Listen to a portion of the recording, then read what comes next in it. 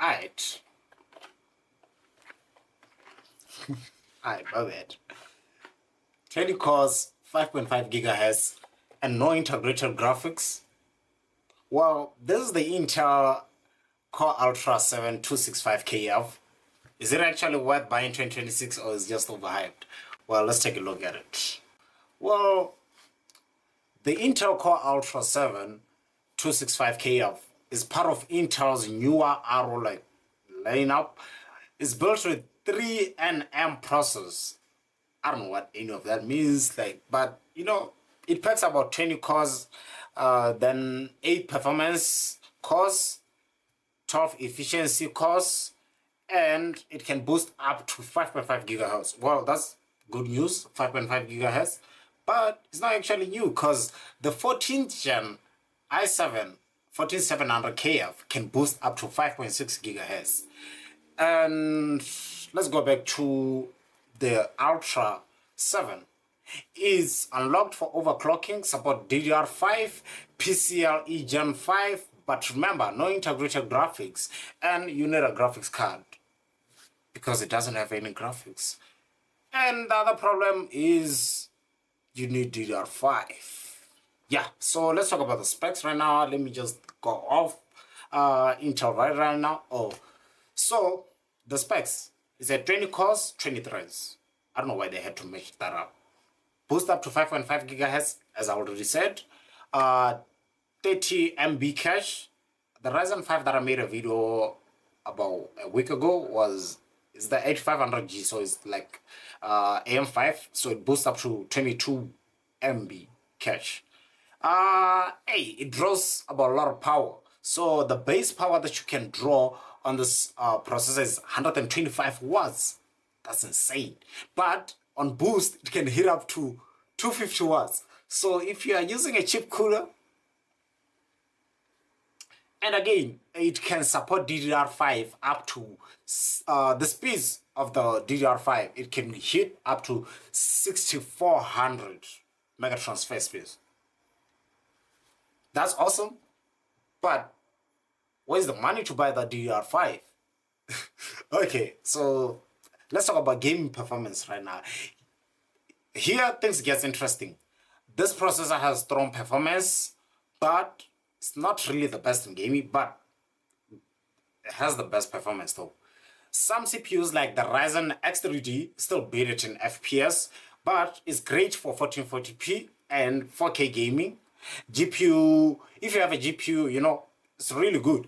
But the thing is about people, you buy this for 1080p gaming. Why? You buy all this beast, and then you use your 1080p monitor. Okay, so right now let's talk about people who are really serious on getting this, which are the designers, content creators, editors, and architectures. So this is where the 265KF shines.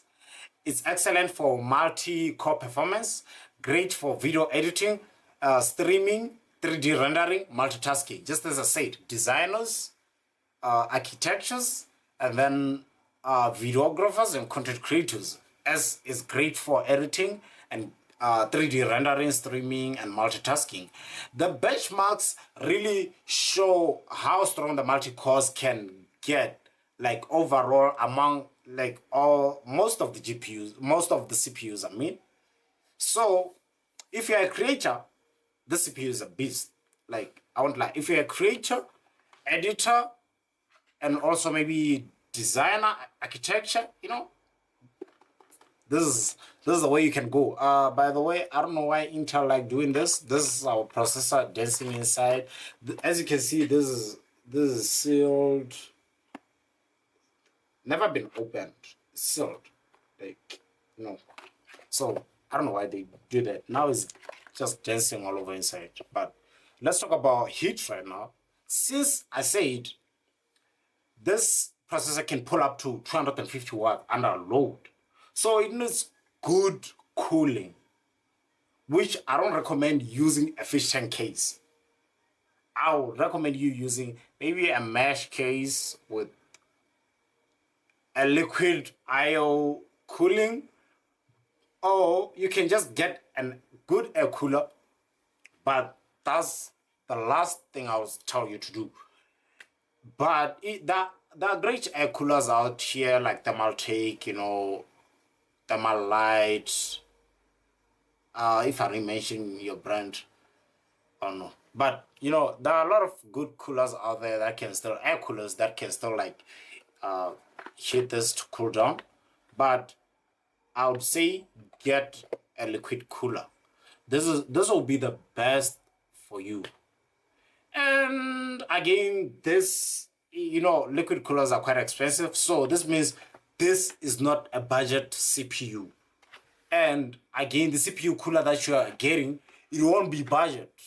So let's talk about the pros and then the cons. But first, we're gonna start with the pros. So the pros, the first pro is it's strong in multi-core performance. It has future tech like DDR5 and PCIe 5.0, which is Gen 5. I never had a Gen 5 SSD, but it's overclockable since it's a KF2. It's Core Ultra 7. I'm used to i7. Core Ultra 7 265 KF. So it's great. And it's also overclocked. Like it's open for overclocking, not overclocked.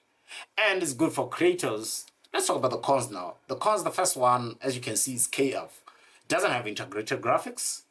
It's power hungry. So if you're using a case like mine, I don't know.